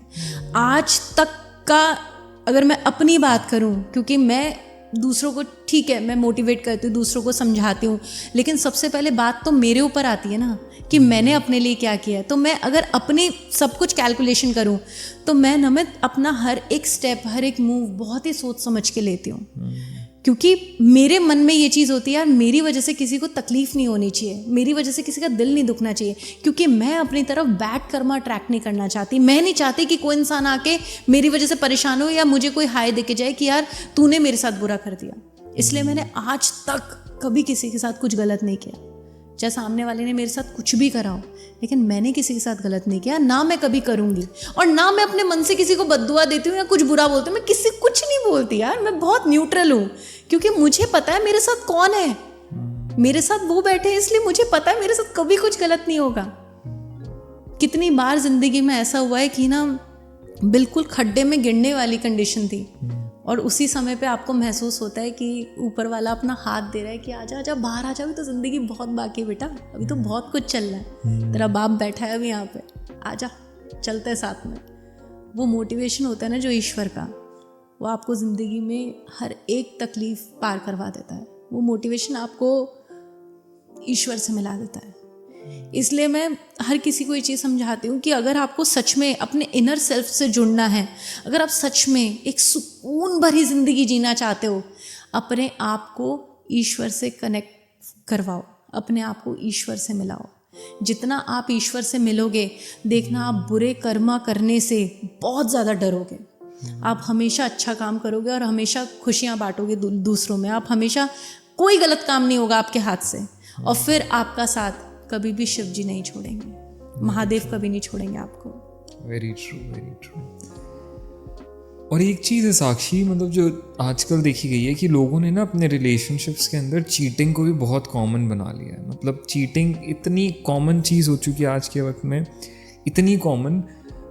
तो इसके बहुत सारे रीजंस हो सकते हैं, लोग क्यों चीट कर रहे हैं, किस लिए चीट कर रहे हैं। पर मैं यहाँ पे आऊँगा उस फीलिंग पे, जब एक इंसान ना, जिसको आप अपना सब कुछ मानते हो, जिससे आप इतना प्यार करते हो, सब कुछ है, जब आपको ये पता चलता है कि वो इंसान किसी और के साथ था, वो इंसान किसी और के नज़दीक था, किसी ऐसी सिचुएशन में किसी और के साथ था, वो फीलिंग उस वक्त पे आई गेस बेरेबल भी नहीं होती होगी एक इंसान के लिए। फीलिंग नमित, जब आप बहुत प्यार करते हो अपने साथी को, और उस साथी को जब आप रंगे हाथ पकड़े जाते हो, सबसे पहले मुझे एक चीज़ बतानी है, रंगे हाथ पकड़े जाने का मतलब ये नहीं होता कि वो बिस्तर पे किसी के साथ था। अगर सपोज कि आप किसी रिलेशनशिप में हो और उस इंसान के मन में ये थॉट आ रहा है कि यार ये तो यार बहुत मस्तबंदी है यार, ये दूसरी जो जा रही है यार, इसको ना सेट कर लेता हूँ, ठीक है 2-3 झूठ बोल दूंगा, सेट कर लेता हूँ यार, एक और गर्लफ्रेंड बन जाएगी। और उस तरफ से यार तेरी तो भाई ऑलरेडी गर्लफ्रेंड है, तो यार ये तो यार ठीक है यार, 1-2 और हो जाएंगी तो क्या दिक्कत है। जब आपके दिमाग में ऐसा थॉट आ गया ना, चीटिंग तो वहीं से शुरू हो गई थी, पता है। चीट तो आपने उसी पल से, उसी मोमेंट से आपने अपने पार्टनर को करना स्टार्ट कर दिया था कि आपके जहन में कोई और इंसान घुस गया है। बिस्तर तक पहुंचना तो बहुत दूर की बात है। अब ऐसे केस के अंदर जब वो चीटिंग, सामने वाला आपका पार्टनर जब वो पकड़ लेता है कि आप किसी से चैट कर रहे हो, क्या चलो मिलते हैं, आई पिक अप यू, मतलब पिक करता हूँ मैं तुम्हें, यहाँ चलते हैं वहाँ चलते हैं। तो ऐसे केस के अंदर ना, जब आपके पार्टनर को ये सब चीज़ें दिखती है नमित, सबसे पहले तो ऐसा लगता है कि बस आप टूट गए। एकदम से एंजाइटी होती है, हार्ट बीट इतनी तेज चलने लगती है, पल्स रेट हाई हो जाती है, शिवरिंग होने लग जाती है, आपका शुगर लेवल गिर जाता है बॉडी के अंदर से, इंसुलिन ड्रॉप हो जाता है, आपकी ऐसी कंडीशन हो जाती है कि यार ये क्या है, घबराहट होने लगती है, लोग स्टैमर करने लगते हैं, अनकॉन्शियस हो जाते हैं, रोने लग जाते हैं। क्योंकि समझ नहीं आता ये सब क्या है, जिसपे पहले तो आँख बंद भरोसा करके- ही नहीं होगा भरोसा ही कि नहीं यार होगा। क्या सच में मैं ये जो पढ़ रहा हूँ, ये जो दिख रहा है मुझे सही है, ये वही इंसान नहीं, मतलब आप सच ना में। मान ही नहीं पाओगे, ये तो मेरी जान है यार, ये तो मतलब मेरा जहान है, मेरा सब कुछ है, ये नहीं लिख सकता किसी और को ये सब कुछ, ये हो ही नहीं सकता। पहले तो आप शायद उस कुछ टाइम तक तो उस डिनायल में ही रहोगे कि यार ये नहीं हो सकता, नहीं ये सच ही नहीं है, पर जब आपको मानना पड़े, वो आपकी आंखों के सामने हो, I guess that is the worst feeling ever, most painful. मतलब मेरे को लगता है एक ब्रेकअप का शायद जो सबसे ज्यादा दर्दनाक कोई वर्जन हो सकता है, वो हो सकता है बीइंग चीटेड अपॉन। मतलब ट्रू, कैसे बर्दाश्त करोगे यार? आप जिस इंसान को इतना प्यार करते हो, आप उसको कैसे शेयर करोगे?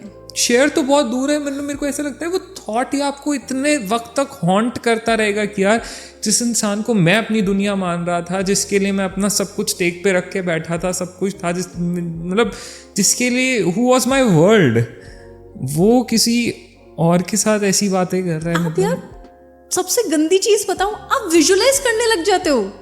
आपने मैसेज पढ़ा कि शाम को 5 बजे मैं तुम्हें वहीं से पिक करूंगा जहां पे मैंने तुम्हें कल ड्रॉप किया था। एंड वो विजुअल्स बहुत बहुत बहुत आपके पेनफुल है। दिमाग में विजुलाइजेशन आ जाएगी कि यार ये ऐसे गया होगा, उसने पिक किया होगा, फिर ये लोग यहाँ गए होंगे, ऐसा हुआ होगा, वैसा। एंड यू नो इतना व्हाट, पेनफुल है कि जो मोमेंट, जो पल वो मेरे साथ जिस तरह से बिताता था, जिस तरह से वो मेरे साथ रहता था, वो बिल्कुल उसी तरीके से अब वो किसी और के साथ रहेगा।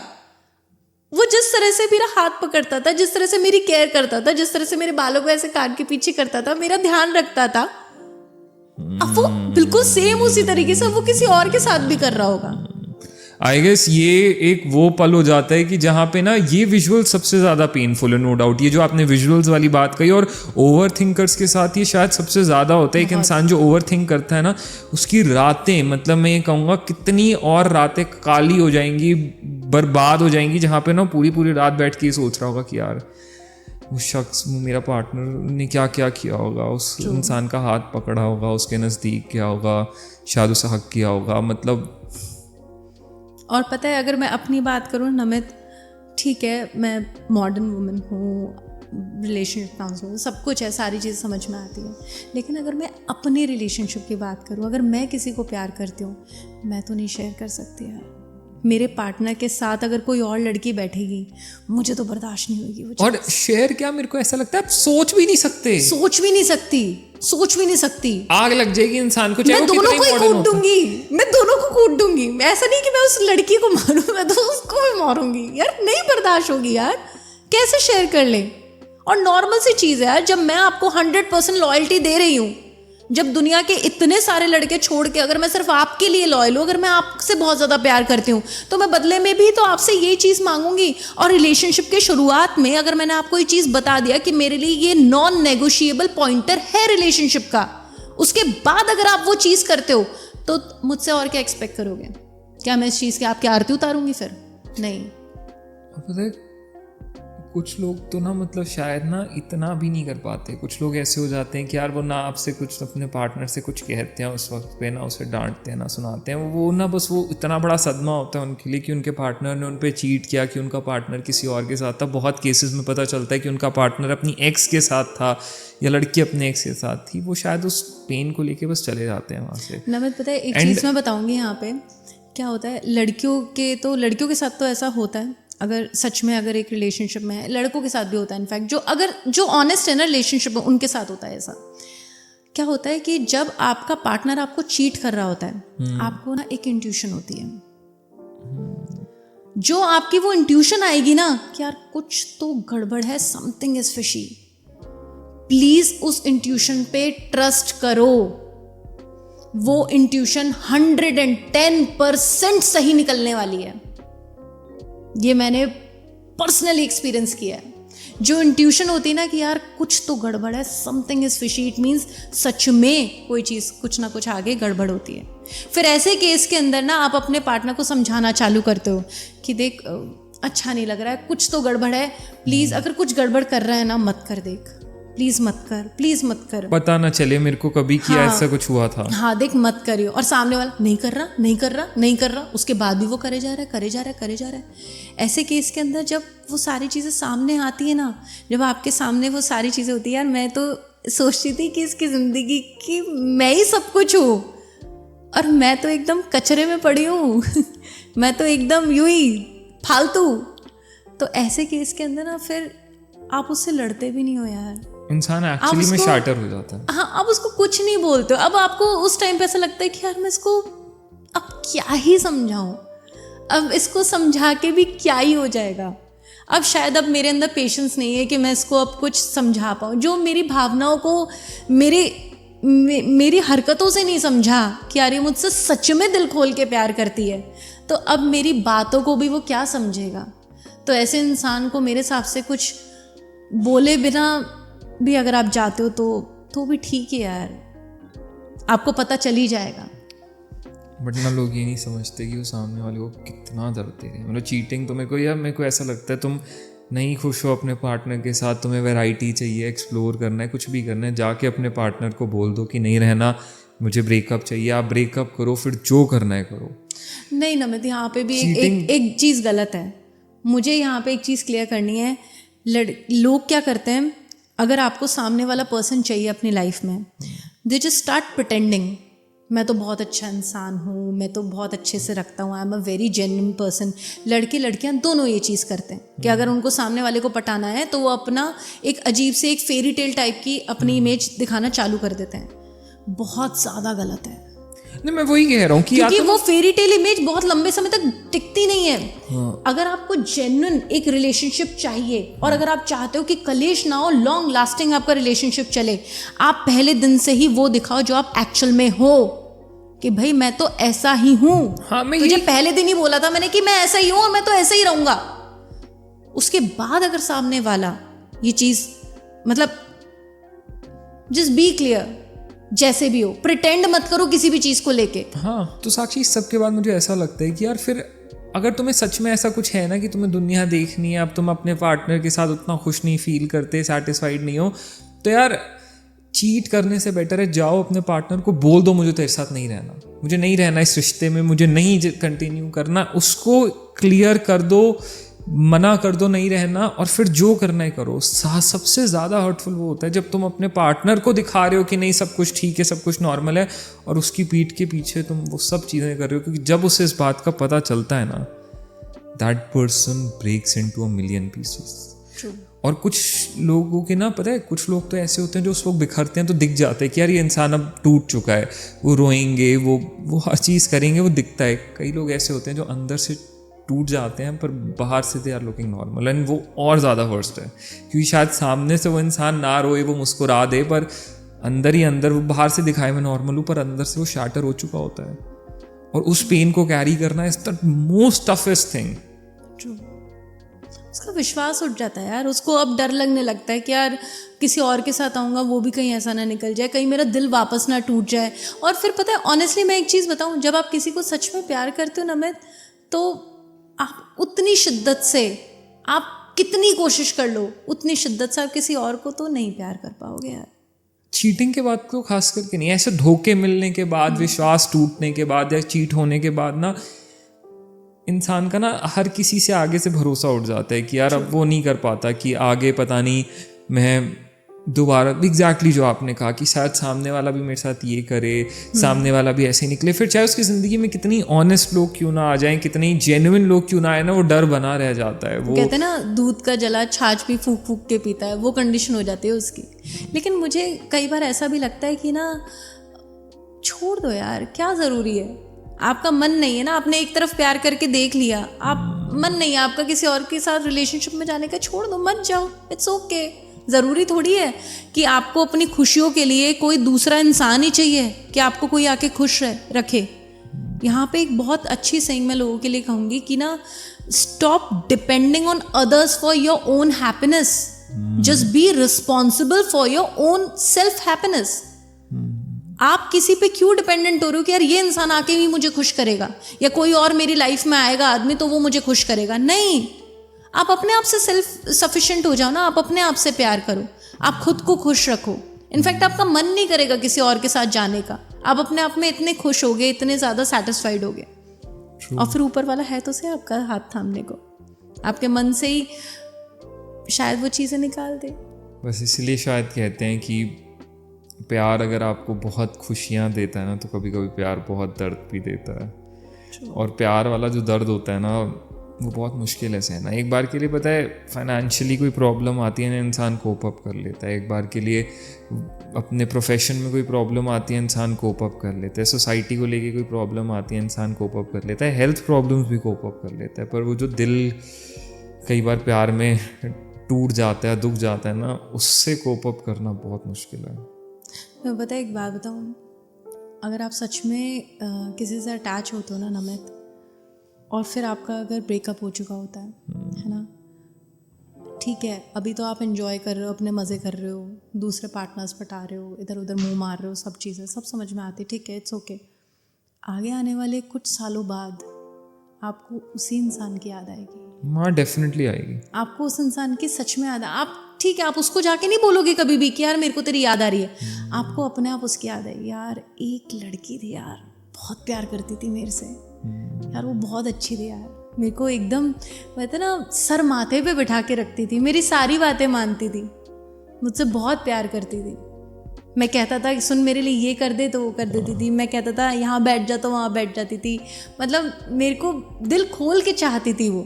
याद तो आती है डेफिनेटली। एक पॉइंट आता है जहाँ पे ना आपको सच्चे इंसान को, जिसको आपने छोड़ा होता है ना, जो ट्रूली आपकी केयर करता होता है, आपको एक बार रिग्रेट तो ज़रूर होता है कि यार, एक बार नहीं नमित, लाइफ टाइम रिग्रेट होता है वो, लाइफ टाइम रिग्रेट होता है। आप उस इंसान को कभी नहीं भूलते हो, चाहे आप उसके पास वापस नहीं जाते हो, वो आपका पर्सनल आउटलुक है, लेकिन उस इंसान की याद आपको अभी नहीं आ रही तो आगे आने वाले समय में ज़रूर आएगी। और यही उसके सच्चे प्यार का एक, आप मान लो, आउटकम है कि मैंने क्या खो दिया अपनी ज़िंदगी में। हाँ, वो आपको कभी नहीं भूलेगा। उसकी एक एक चीज़ याद आएगी, उसकी मुस्कुराहट, कैसे वो बात करती थी, कैसे वो क्या कहती थी, वो क्या बुलाती थी, क्या करती थी, झल्ली सी, और ये सब कुछ आपको याद आएगा। चाहे वो कितनी समझदार औरत थी, कितनी ही पढ़ी लिखी औरत थी, कितनी बोल्ड वुमन थी, लेकिन वो आपके आते ही वो एक तो छोटे बच्चे जैसी हो जाती थी, एकदम बच्चों के जैसे बिहेव करती थी। That's the sign of true love. Yes, वो प्यार करती थी आपसे। कैसे नहीं आएगी आपको उसकी याद, अपने आप आएगी। Very true. तो बस इसीलिए हम हमेशा ये कहते हैं कि यार कुछ भी करो, बट कभी ना किसी के दिल के साथ मत खेलो यार। That's the worst thing you can do. कभी किसी के दिल के साथ मत खेलो। अगर कोई आपको अपनी फीलिंग्स, आपके साथ अपनी फीलिंग्स शेयर कर रहा है, आपको प्यार कर रहा है, अपना दिल आपको ला के दे रहा है, तो उसको बहुत संभाल के, बहुत प्यार से रखो। बहुत किस्मत वाले हो आपको अगर कोई इतना प्यार करने वाला मिल रहा है, बहुत किस्मत वाले हो आपको भगवान ने ब्लेसिंग दी है। लेकिन अगर आपसे नहीं झेल पा रहा है, अगर आपसे नहीं हो पा रहा है, आप उसको नहीं प्यार करते हो, तो उसके मुंह पे बोल दो यार कि यार मैं तेरे से नहीं प्यार कर पा रहा हूँ, मुझसे नहीं हो पा रहा है। शायद वो इंसान ना इस बात को समझेगा और आपकी ना कभी भी उसकी नज़रों में आपकी इज्जत कम नहीं होगी, आपकी हमेशा इज्जत करेगा। Very true.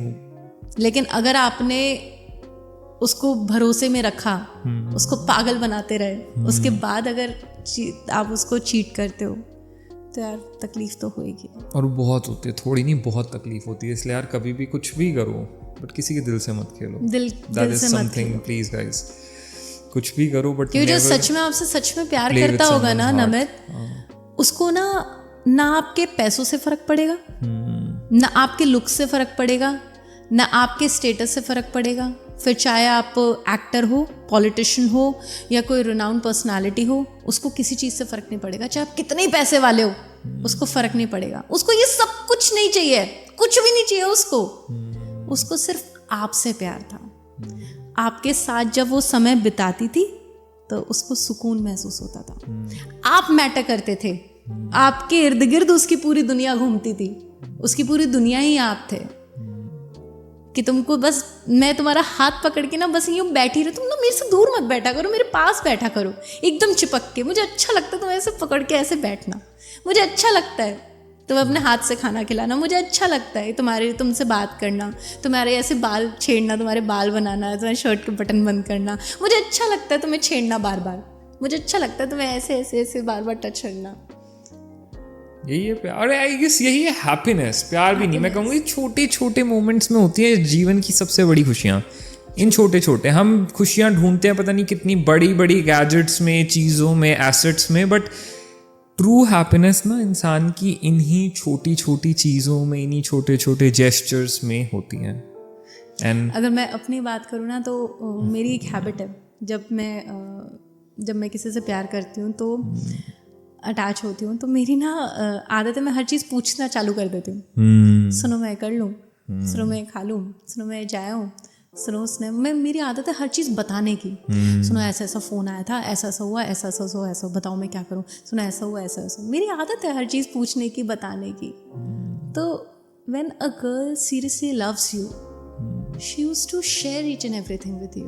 she will definitely do that. Exactly. A guy and a girl both. Definitely. आप इस चीज़ पे कभी भी क्रॉस चेक भी करके देख लेना, मजाल है आपको वो चीज़ गलत मिल जाए। True. दुनिया वाले तो बोलने वाले हैं, वो तो बोलेंगे कि सामने वाला घटिया है और ये है वो है। आप अंधे थोड़ी थे, आपको खुद को भी तो दिख रहा था। आपने करा ना हजारों बार क्रॉस चेक, आज तक कभी कुछ गलत मिला? कुछ नहीं मिला ना। तो फिर प्यार करती है ना आपसे, आपको धोखा कभी नहीं देगी। जो इंसान आपको सच में प्यार करता है ना, वो आपको कभी भी चीट नहीं करेगा, कभी भी धोखा नहीं देगा। और अगर इंसान ने आपको चीट किया है तो ऐसे केस के अंदर चलो ठीक है, अगर कई बार, अब इसमें ना दो चीज़ें होती है। कई बार क्या होता है कि ना लोग गलती कर जाते हैं, चलो गलती से हो गया, मेरे को नहीं लगता साक्षी। नहीं, कई बार होती है गलतियां। देखो cheating can never be a mistake. यहाँ पे I have to disagree. Cheating is always a choice. आप जानते हो आप क्या कर रहे हो, and cheating is 100% big loud words a choice. आपने अगर एक बार भी अपने पार्टनर के अलावा किसी और के आप नज़दीक गए, चाहे मैं कहता हूँ आप कितने ही वीक मोमेंट में क्यों ना हो, आप कितने ही कमज़ोर क्यों ना हो उस वक्त पे, अकेले क्यों ना हो, गुस्से में क्यों ना हो, फ्रस्ट्रेटेड क्यों ना हो, इमोशनल क्यों ना हो, चाहे कुछ भी क्यों ना हो, you know what you are doing. और cheating is always a choice. True.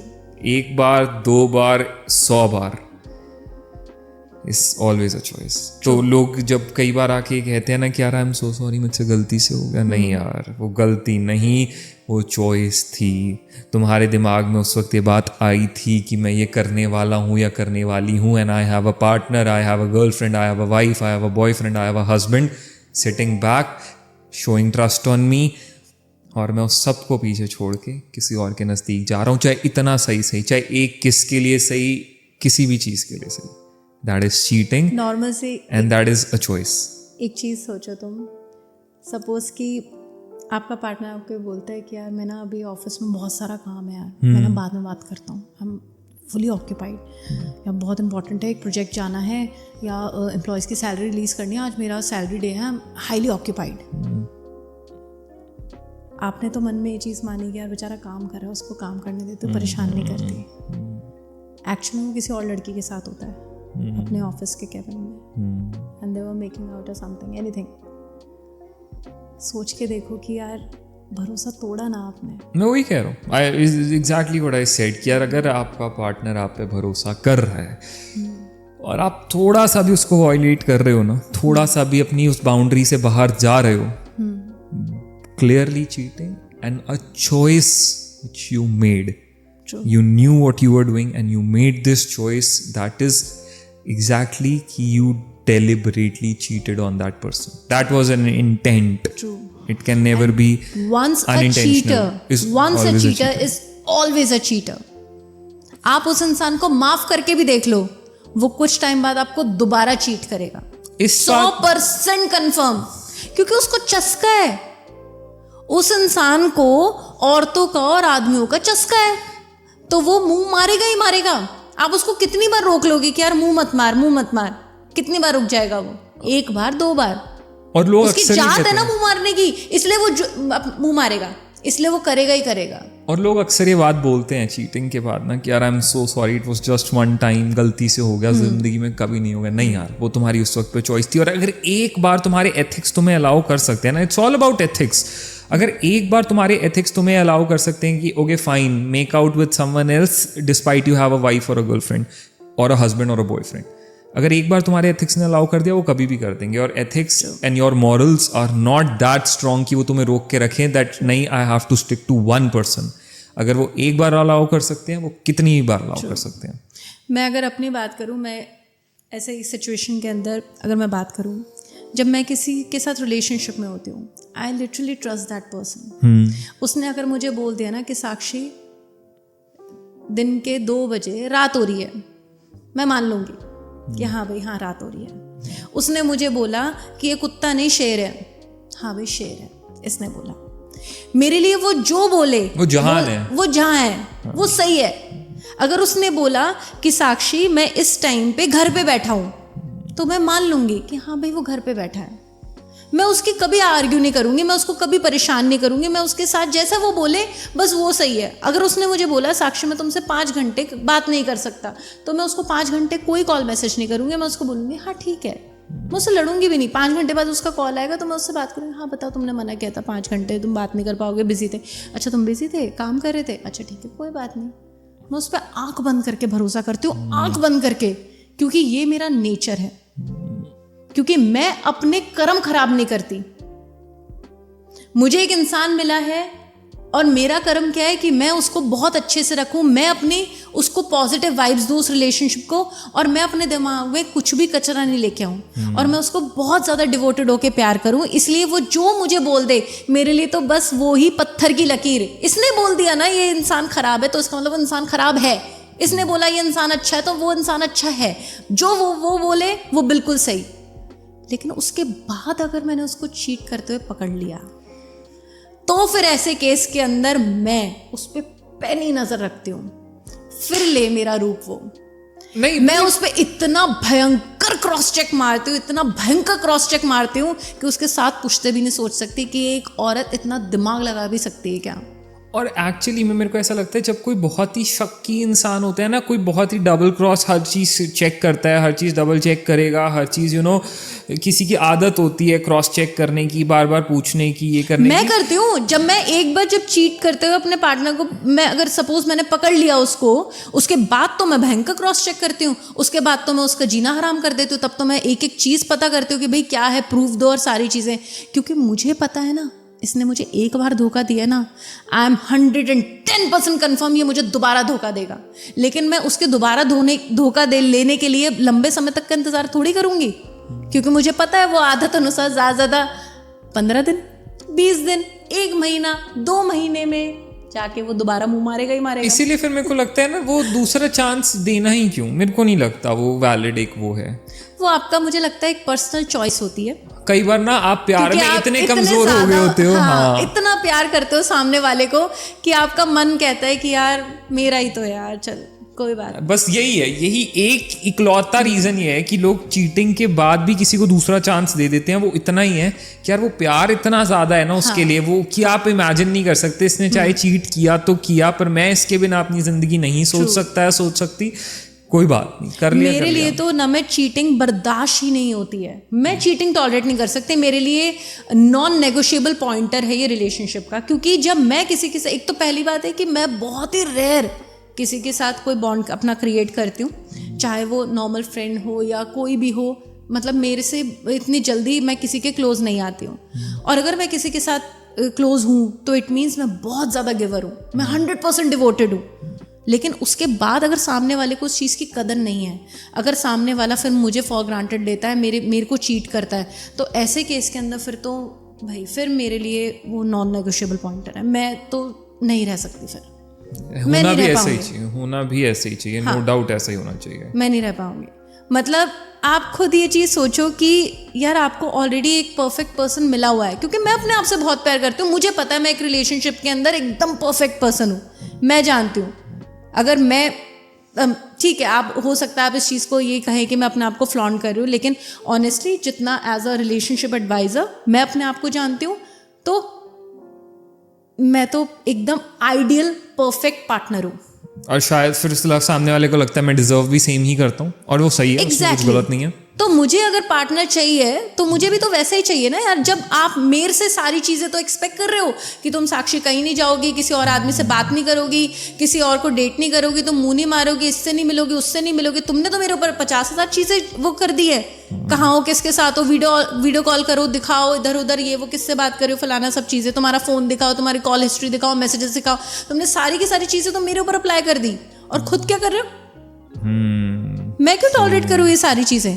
तुम जैसा मुझसे मांग रहे हो बदले में दो भी तो वैसा, वैसे ही रहो ना जैसे तुम मुझसे चाहते हो कि मैं तुम्हारे साथ वैसे रहूं, तो तुम भी मेरे साथ वैसे रहो। मैं क्यों कॉम्प्रोमाइज करूं? मैं अपने आप में परफेक्ट हूँ, मैं अपने आप को बेस्ट मानती हूँ, तो ऐसे केस के अंदर मेरे को पार्टनर भी तो बिल्कुल बेस्ट चाहिए। मैं अपने पार्टनर के साथ क्यों कॉम्प्रोमाइज करूँगी? और मेरे केस के अंदर अगर मैं पार्टनर सिलेक्शन की बात करती हूँ, और ये बहुत इंपॉर्टेंट पॉइंट है यहाँ पे, जो लोग एक्चुअल में अच्छी ज़िंदगी जीना चाहते हैं, please don't opt for a person just on the basis of their looks. आप हमेशा एक ऐसा इंसान चूज करो, ठीक है लुक्स हैं, अच्छी बात है, लुक्स चाहिए होते हैं, लेकिन उस इंसान की सीरत, उस इंसान की समझ बहुत ज़्यादा इम्पॉर्टेंट है। सीरत कहीं ना कहीं हमेशा सूरत से ज़्यादा इम्पॉर्टेंट होनी चाहिए। देखो ये सबका अपना पर्सनल एस्पेक्ट है, कुछ लोगों को कुछ चीज़ पसंद आती है, कुछ लोगों को कुछ चीज़ पसंद आती है। अगर मैं अपनी बात करूँ तो मुझे जनरली ऐसे आदमी पसंद आते हैं जिन्होंने अपनी ज़िंदगी में कुछ अचीव करा होता है अपने दम पे, सेल्फ मेड, जो अपने बाप के पैसों पे जिंदा नहीं है, जिन्होंने अपनी ज़िंदगी में सच में कुछ हासिल करा है, जो बहुत मेहनती हैं। फिर वो चाहे इंसान कैसा भी दिखता हो मुझे फ़र्क नहीं पड़ता, फिर वो इंसान कितना ही पैसे वाला हो मुझे नहीं फ़र्क पड़ता, चाहे वो कितना ही पावरफुल हो मुझे नहीं फ़र्क पड़ता, वो सेल्फ मेड होना चाहिए। क्योंकि ऐसा इंसान ना ज़मीन से जुड़ा होता है, ऐसे इंसान को पता होता है, ऐसे इंसान को हर एक चीज़ की कदर होती है। तो मेरे को वो इंसान पसंद है जिसके लिए, जो मेरी कदर करे, उसके लिए मैं वैल्यू करूं, तो मुझे ऐसा इंसान पसंद है। तो आपको ये चीज़ बहुत इंपॉर्टेंट है कि जब भी आप अपने लिए पार्टनर चूज़ करो तो उसकी सूरत, उसकी सीरत बहुत अच्छी होनी चाहिए, वो सीरत से भी बहुत अच्छा होना चाहिए, वो एक अच्छा नेक दिल इंसान होना चाहिए। और अगर वो एक अच्छा इंसान नहीं है तो इट मीन्स वो एक अच्छा पार्टनर भी नहीं बन सकता, बिल्कुल नहीं बन सकता। Very true. तो ये सारी बातें हमने करी आज फिर से एक बार, कितनी डीप कॉन्वर्सेशन है यार। We always, I love this, honestly I love this part जहाँ पे हम इतनी हार्ट टू हार्ट कॉन्वर्सेशन कर रहे हैं, कुछ इतनी real conversation and something coming directly from heart. I really love this. और इसमें फिर ऐसा लगता है अभी हम कितनी और चीज़ें कवर कर सकते हैं, पर फिर एक टाइम लिमिटेड है कि यार हमें इस एपिसोड को इतनी देर में वाइंड अप करना है। But as I always say that, एक यहाँ पे मैं एक बात बोलूँगी, लोगों को एक कुछ एडवाइस देना चाहूँगी मैं। Please guys, एक सबसे पहली बात कि ना, don't jump into a relationship so easily. Very true, very true. Specifically जब आपका ब्रेकअप हुआ हो तो आप नेक्स्ट रिलेशनशिप में just don't jump over it, इतनी जल्दी नहीं। एक बार आपने धोखा खा लिया, just be so wise in choosing your, दोबारा आपके साथ कभी ऐसा ना हो कुछ। एग्जैक्टली। तो जब आप अपना पार्टनर चूज करो, बहुत ज़्यादा समझ होनी चाहिए आपके अंदर, पहली बात। दूसरी बात ये कि जब आपको कोई प्यार करने वाला इंसान मिला है ना, और अगर आपको लगता है कि आप सच में निभा सकते हो उसके साथ, और आप सच में हर जगह मुंह मारना बंद करके उस इंसान के लिए डेडिकेटेड हो सकते हो, तो ही उस इंसान के साथ रिलेशनशिप में आओ, वरना उसको पहले दिन ही मना कर दो कि भाई मेरी औकात नहीं है भैया तुझे रखने की, तू हीरा है मैं कचरा हूँ, मैं नहीं रख सकता तेरे को, मुंह पे बोल दो, लेकिन उसको सीरियस करके मत छोड़ो। ये दूसरी एडवाइस। तीसरी चीज़ ये, अपने रिलेशनशिप को ना ब्लेस करना चालू करो। अगर आप किसी के साथ रिलेशनशिप में हो, उसको प्यार करो, उसको ब्लेस करो। जब आप अपने रिश्ते को, अपने पार्टनर को पॉजिटिवली ब्लेस करते हो, आपका रिश्ता पनपता है। उसके बाद अगर चीज़ें खराब होती हैं, इट मीन्स वो आपकी गलती की वजह से खराब नहीं हुई। तो ऐसे केस के अंदर ईश्वर आपको कभी भी आपका दिल नहीं दुखाएंगे। ईश्वर हमेशा, चाहे आपका रिलेशनशिप ख़त्म हो गया हो, ईश्वर आपका हमेशा साथ देंगे, इस रूप में नहीं तो उस रूप में, लेकिन ईश्वर आपका साथ नहीं छोड़ेंगे। शिव जी आपका साथ नहीं छोड़ते कभी भी। बस ट्रस्ट करो, अपने कर्मों पे बिलीव करो, गलत काम मत करो, किसी का दिल मत दुखाओ, कि आपकी वजह से किसी की भी आंखों में एक आंसू नहीं आना चाहिए। अगर आया तो आप धिक्कार है आप पे इंसान होने पे।